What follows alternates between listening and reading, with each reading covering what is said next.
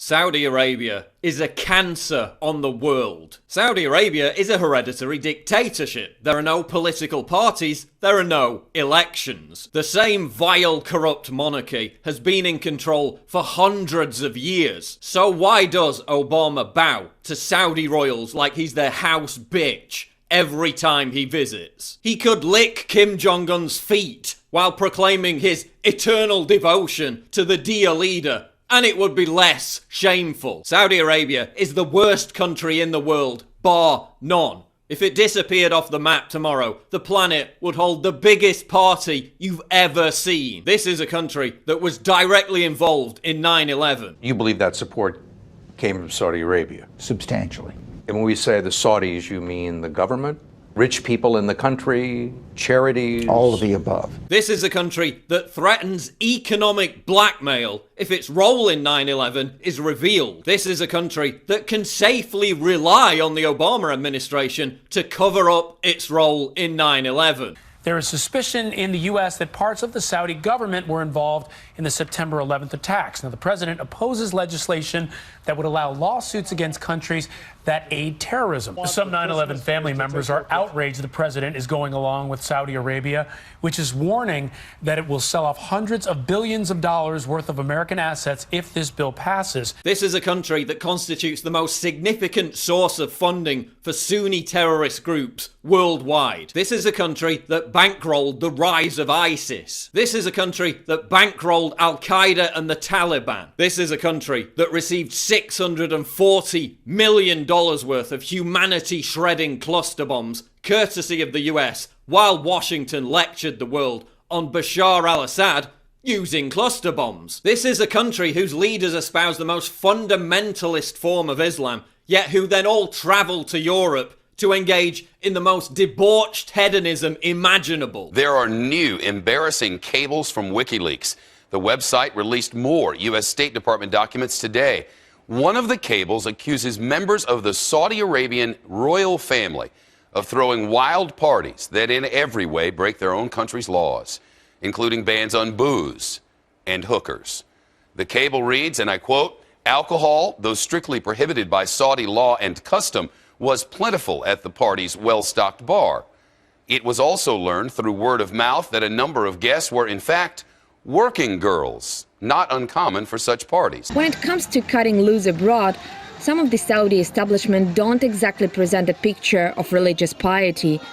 Saudi princes have been seen raining hundreds of thousands of dollars on women in nightclubs, ready cash by their sides. While ordering the execution of gay people, these same rulers then travel to London to take part in gay orgies. They're total fucking hypocrites. This is a country that treats female drivers as terrorists. Manal al-Sharif was arrested by Saudi Arabia's religious police for driving in 2011. Many powerful Islamic clerics are against it. One of them recently appeared on TV and claimed that driving would harm women's ovaries. This is a country that, according to Human Rights Watch, carries out systematic discrimination against women and religious minorities. This is a country that enforces Sharia law, the most draconian, barbarous legal system that man has ever devised. According to Sharia law found in the Quran, there are three major criminal categories for which capital punishment can be imposed.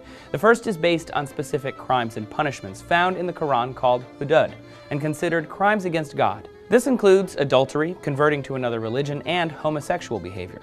Murder is not included in this category and is instead seen as a personal dispute. This is a country that lectures Europe about not taking in enough Syrian refugees, while itself taking in precisely 0 Syrian refugees, even though they have 100,000 air-conditioned tents sitting empty for most of the year that could house 3 million migrants. Instead of importing refugees who share a similar culture, the Saudis are exporting extremist Wahhabism by offering to build 200 mosques in Germany, as well as hundreds more throughout Europe and the US. This is a country that just carried out its highest number of beheadings in 2 decades. This is a country that treats anyone who calls for its reform as a terrorist and kills them. while arming and funding actual terrorists. This is a country whose security forces open fire on and massacre anti-war protesters. This is a country that helps its ally, Bahrain, another despotic hellhole, by sending in its military to brutally crush protests. Nothing good ever came out of Saudi Arabia. What did Saudi Arabia ever give to the world? The most intolerant, hateful belief system ever.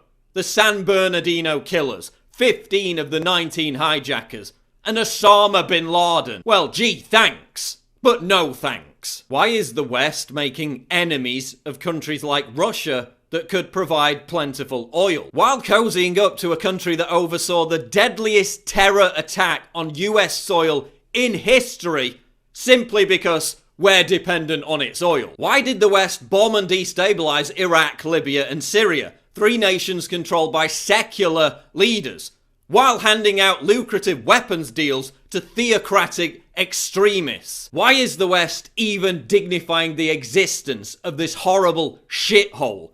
Never mind bowing and groveling to its totalitarian leadership. Saudi Arabia is a cancer on the world. And only when the House of Saud is overthrown will this putrid, festering, carcinogenous boil on the face of the planet be lanced for good.